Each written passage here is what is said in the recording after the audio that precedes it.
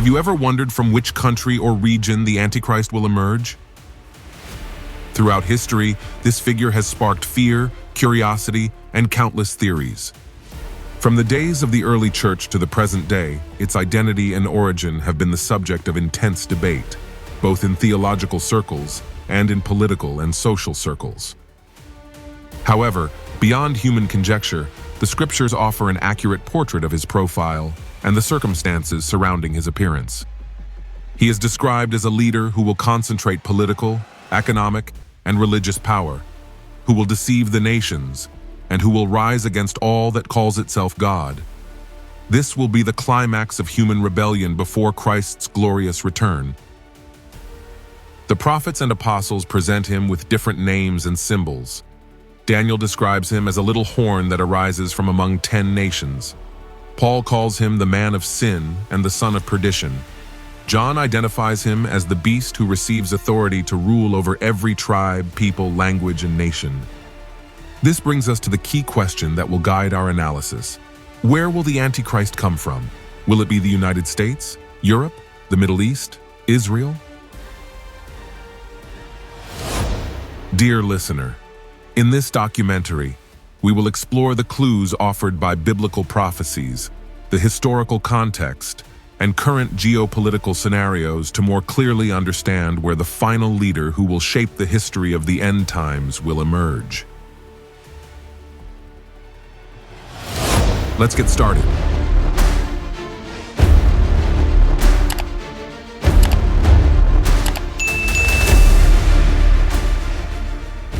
The Antichrist within the Christian world has been a widely debated topic. There are countless books, interpretations, and opinions regarding his person. There has been talk about his character, his government, his actions. But what we want to address today is where this character came from. And this isn't a minor detail. Understanding his origins gives us a broader perspective on biblical prophecy, the final scenario, and how this leader will position himself in the world. Knowing the clues the Bible offers us about his origins helps us discern not only who he might be, but also how he will align himself with the nations, with Israel, and with the religious and political systems of his time. Now, in the field of biblical prophecy, few questions have generated as much controversy as this one. Where will the Antichrist come from? Throughout the history of the church, scholars, theologians, and researchers have intensely debated the origins of this figure, who would become the world's last great dictator. 3 hypotheses have gained particular prominence: the European theory, the Middle Eastern Islamic theory, and the intriguing theory of origin in the tribe of Dan. Let's consider these positions next. In first place, the European theory, the Antichrist and the revived Roman Empire. This position is based on a solid foundation, as it asserts that to understand where the Antichrist will emerge from, it is necessary to go back to one of the most disturbing nights in ancient history. In Daniel chapter 2, it is narrated that Nebuchadnezzar, king of Babylon, lies down in his palace, and in his dreams he sees a colossal image that fills him with fear. None of the wise men can explain it until Daniel, a young exiled Hebrew, appears. What Daniel is about to reveal is not only the interpretation of a dream, but the timeline that will lead to the world's last great dictator. Daniel describes the image: a head of gold, chest and arms of silver, belly and thighs of bronze, legs of iron, and feet of a mixture of iron and clay. All of this represents empires that would succeed one another in global domination.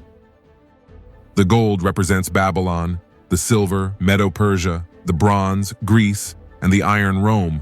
But the most crucial detail is not in the legs, but in the feet. 10 fingers, a strange mixture of iron and clay that symbolizes the last chapter of human history before the return of Christ.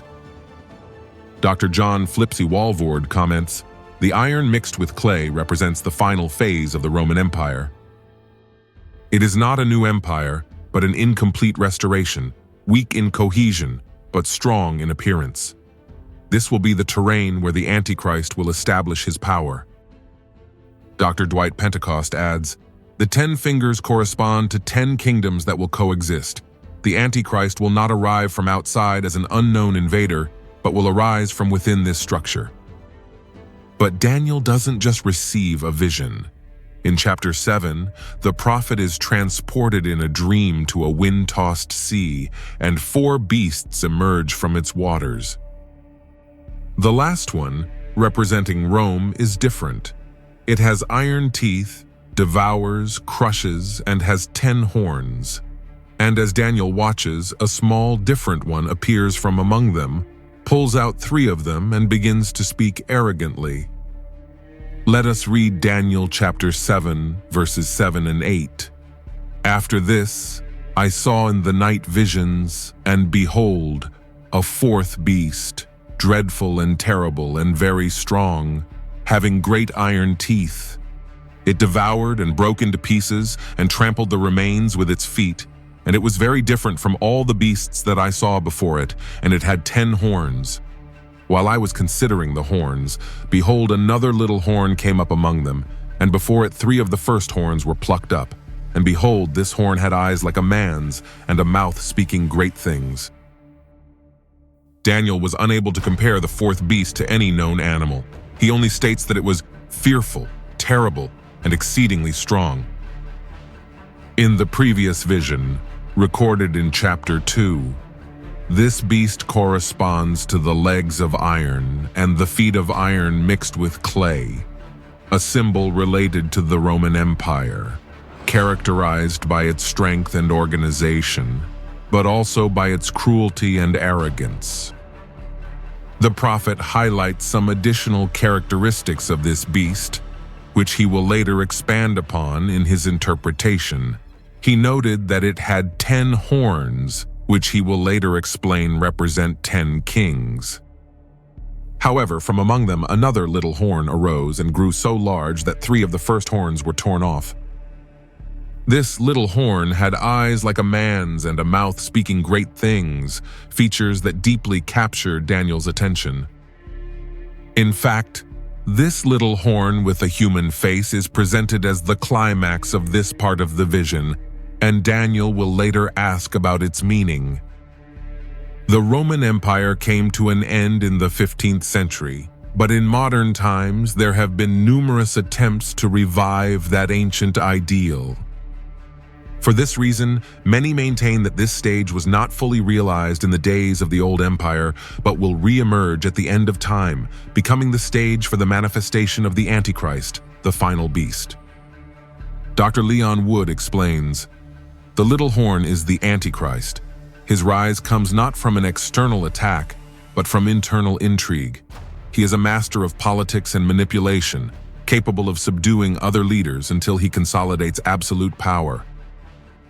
Dr. Robert Culver adds, "Its emergence from within confirms that the final political system will not be destroyed by invasions, but will be corrupted from within, paving the way for total domination." Now in chapter 9, Daniel receives the prophecy of the 70 weeks. There the people of the prince who is to come are identified as the destroyers of Jerusalem and the temple. That town was Rome in the year 70 after Christ, under the legions of Titus. Dr. Charles Ryrie states, "The prince who is to come shares an origin with that people, which directly links the Antichrist to the Roman legacy." Dr. Alva McLean points out, "This does not necessarily require that the Antichrist be ethnically Roman, but it does imply that his authority and political system will be deeply rooted in Roman heritage." Finally, in chapter 11, Daniel brings us to the climactic moment. The Antichrist sets up his palace between the seas and the holy mountain, that is, in Jerusalem.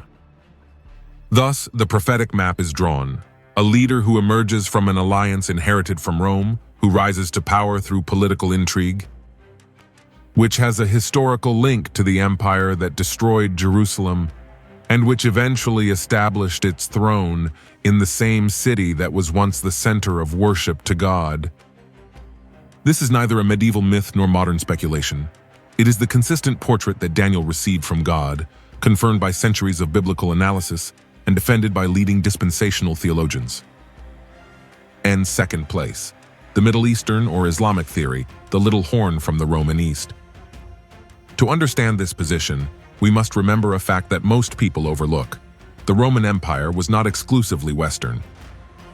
In 285 after Christ, Emperor Diocletian divided the empire into two parts to make it more manageable. The West, with its capital in Rome, East, with its capital in Byzantium, renamed Constantinople by Constantine, present-day Istanbul in Turkey. The Eastern Roman Empire, later known as the Byzantine Empire, encompassed a vast region, the entire Middle East, Asia Minor, present-day Turkey, Egypt and North Africa, and parts of the Arabian Peninsula. Surprisingly, most of these territories are now under Muslim rule.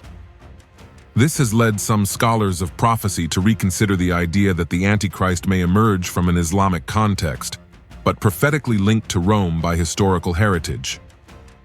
One of the arguments most often cited by those who support this position is the composition of the troops that destroyed Jerusalem in 70 after Christ.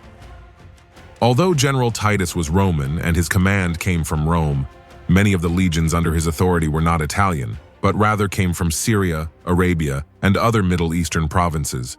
This leads some interpreters to wonder, what if the people of the prince who is to come, mentioned in Daniel chapter 9, include soldiers of Semitic, Arab, or Syrian origin? Dr. Joel Richardson states, the little horn does not necessarily have to originate in modern Europe. It could have originated in the eastern part of the Roman Empire, which is currently dominated by Islam. This would fit with a leadership with a strong anti-Israeli religious component. This theory imagines a leader who is not only political but also deeply religious, capable of mobilizing millions of Muslims around his cause. Islamic eschatology, particularly the Shia tradition, speaks of the coming of a final leader called Al-Mahdi, who will unite Muslims, defeat Israel, and establish a global Islamic government. Both seek the conquest of Jerusalem, both establish a world government, both persecute Jews and faithful believers. Dr. Mark Hitchcock, although personally inclined toward a European origin, admits, prophecy does not exclude the possibility that the Antichrist could emerge from a territory that today belongs to the Muslim world. The fact that Daniel and Revelation present him as a direct enemy of Israel would fit well with this possibility. Even if the Antichrist were of Islamic origin, this theory sees him integrating into the political and military structure of the revived Roman Empire. This would explain how a Middle Eastern leader could control modern military forces, rule over European nations, impose a global economic system.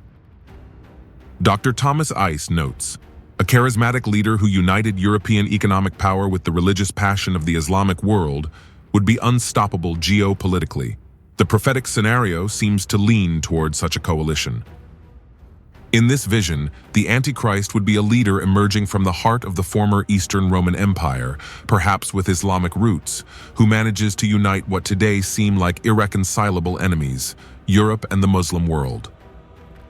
An unprecedented alliance that would mark the beginning of the last and darkest stage of human history before the glorious return of Jesus Christ. In third place, the tribe of Dan theory, the Hebrew link and the shadow of the serpent. In the immense prophetic puzzle about the identity of the Antichrist, there is one piece that few dare to look closely. It is not in Rome. It is not in the sands of the Islamic Middle East. It lies in the very roots of Israel, in a tribe that since ancient times has been marked by a seal of betrayal and deceit, the tribe of Dan. In the list of the 12 sealed tribes in Revelation chapter 7, all are represented except one. Dan does not appear. Instead, Joseph and Manasseh are mentioned. Coincidence? Scholars say no. Dr. Ironside wrote, the omission of Dan from Revelation chapter 7 is a prophetic warning. This is not a mere detail. It is as if God were signaling to us that this tribe would play a dangerous and central role in the Last Day Rebellion. Dr. William Leonard Pettingill reinforces this idea. Although we don't have an explicit statement, biblical patterns point to Dan as a disturbing candidate for the lineage of the Antichrist. We shouldn't rule out the possibility.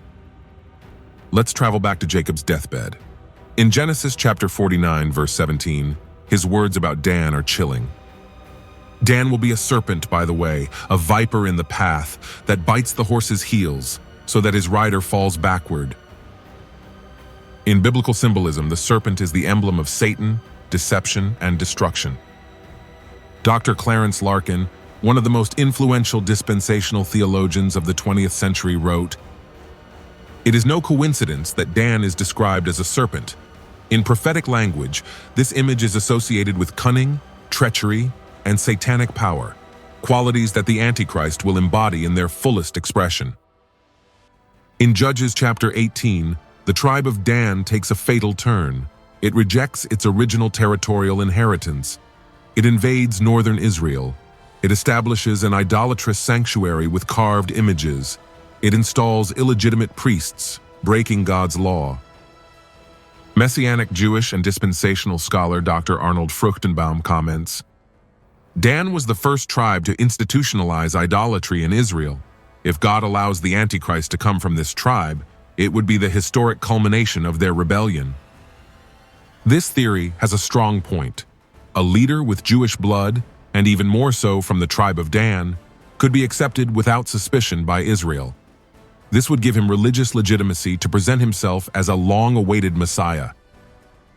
Political access to negotiate the reconstruction of the temple. Initial trust to establish a peace pact that the entire world would applaud. Some dispensational theologians have noted disturbing parallels between the figure of the Islamic Mahdi and the biblical Antichrist. But halfway through the tribulation, that covenant would be broken, the temple would be desecrated, and the true face of the Antichrist would be exposed. Several dispensational theologians suggest that these theories are not mutually exclusive. The Antichrist could be of Jewish ethnic origin, tribe of Dan. Rise to power in a Roman European political system. Consolidate his authority through strategic alliances with the Islamic world. Dr. Thomas Ice describes it this way.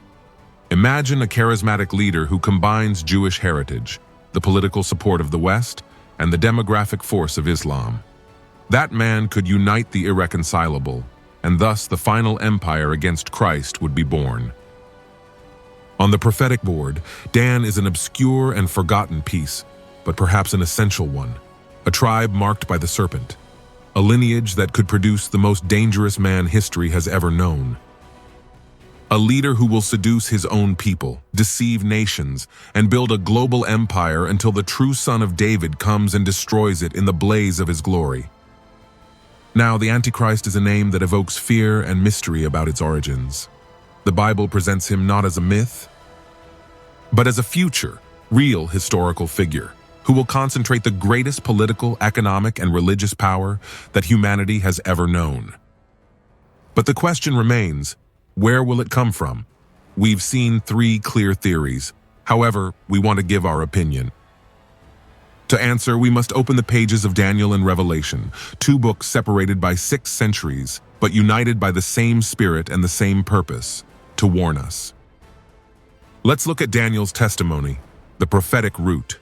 Daniel not only interprets dreams and visions, but under divine inspiration, establishes the historical framework in which the Antichrist will appear.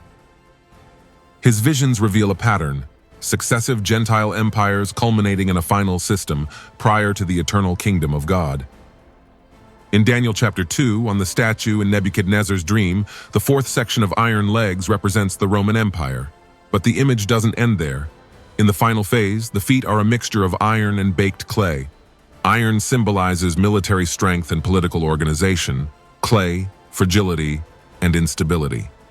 The 10 fingers represent the final phase of a revived Rome, not a completely new empire, but a modern coalition inheriting its structure.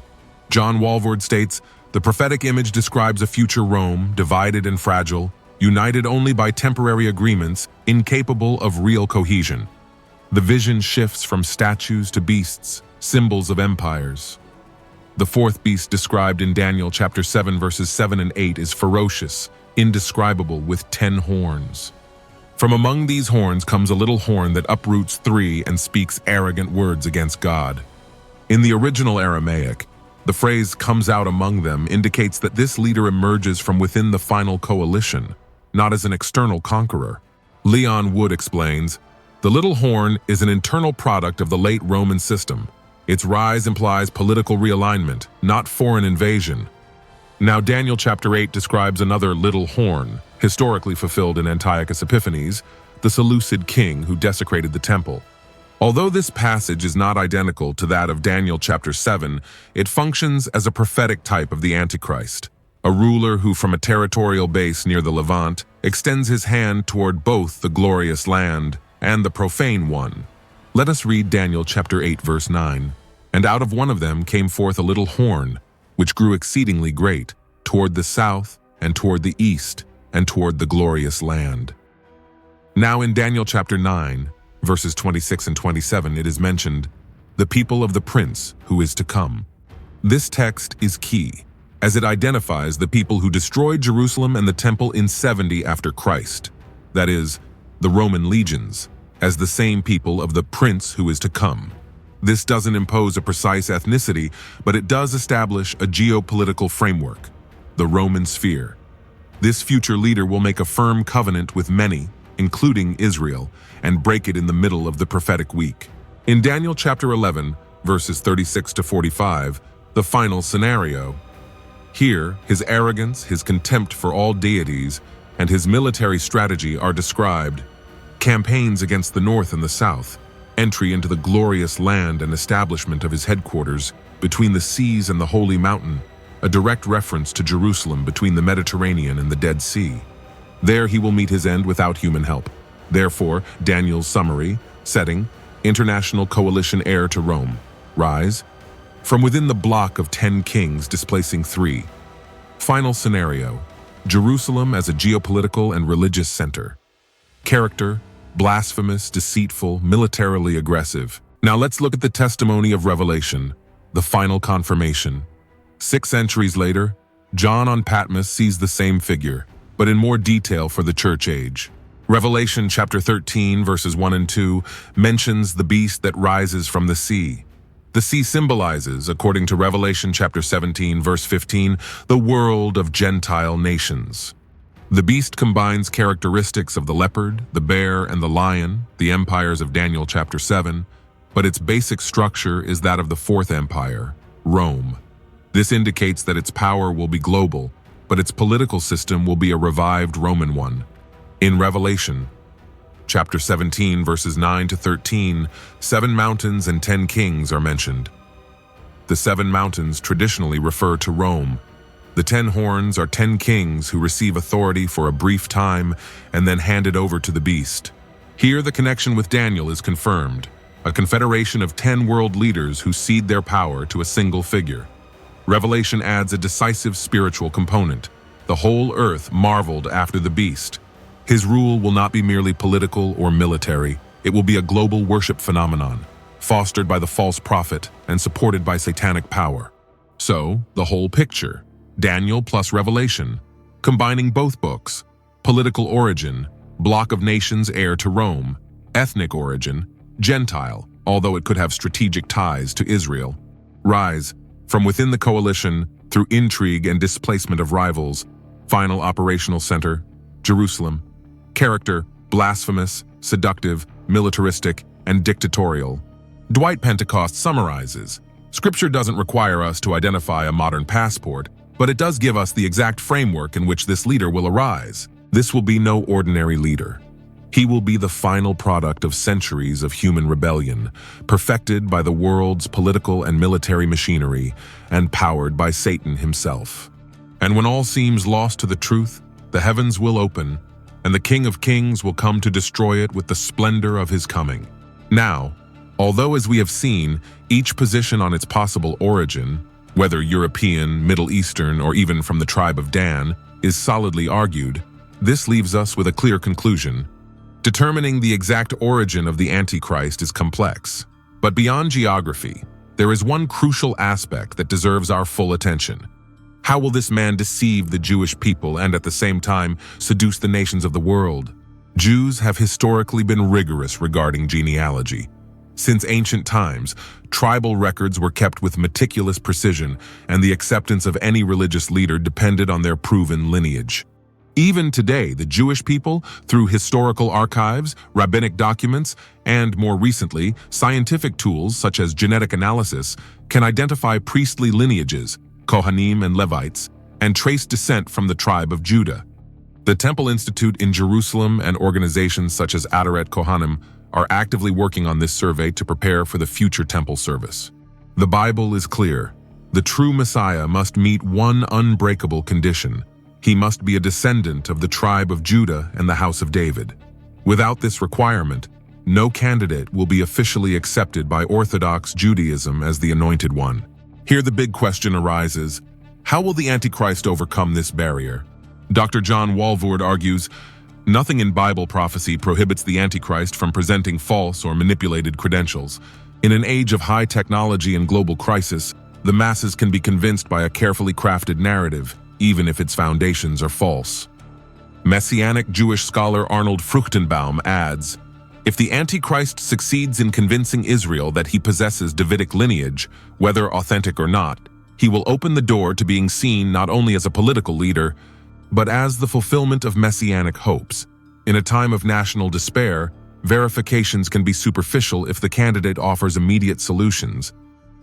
This brings us to the next point, the context of his acceptance. According to Daniel chapter 9, verse 27, this man will make a firm covenant with many for a week of years, 7 years. This pact will include peace guarantees and most likely authorization for Israel to rebuild the temple on Mount Moriah, something that has been a national dream and struggle since 1967. Dr. Dwight Pentecost states, this agreement will be the turning point in Israel's history. By offering to re-establish temple worship, the Antichrist will not only gain legitimacy, but will also be seen as an instrument of God by those who do not know the truth. In addition to the issue of lineage, the Antichrist will exploit the national desire for security. In Ezekiel chapter 38, verse 11, he describes Israel in the last days as dwelling safely. The Antichrist will use a discourse of peace, backed by military and economic power, to force Israel to lower its guard against its historical enemies. But his deception will not be limited to Israel. According to Revelation chapter 13, verses 3 and 4, the whole world will marvel after him, saying, who is like the beast? Who can wage war against him? This implies that he will have a global charisma, an ability to unite nations and religions under a common purpose. Dr. Thomas Ice comments, the Antichrist will be the architect of an unprecedented coalition, the political and economic support of the West, the demographic strength of the Islamic world, and the religious acceptance of Israel. With these three elements, his dominance will be absolute. In short, his strategy will include presenting himself with a credible Davidic lineage, authentic or counterfeit, to gain legitimacy in Israel's eyes. Sign a peace pact and rebuild the temple, fulfilling a national aspiration. Unite political, economic, and religious forces into a global bloc.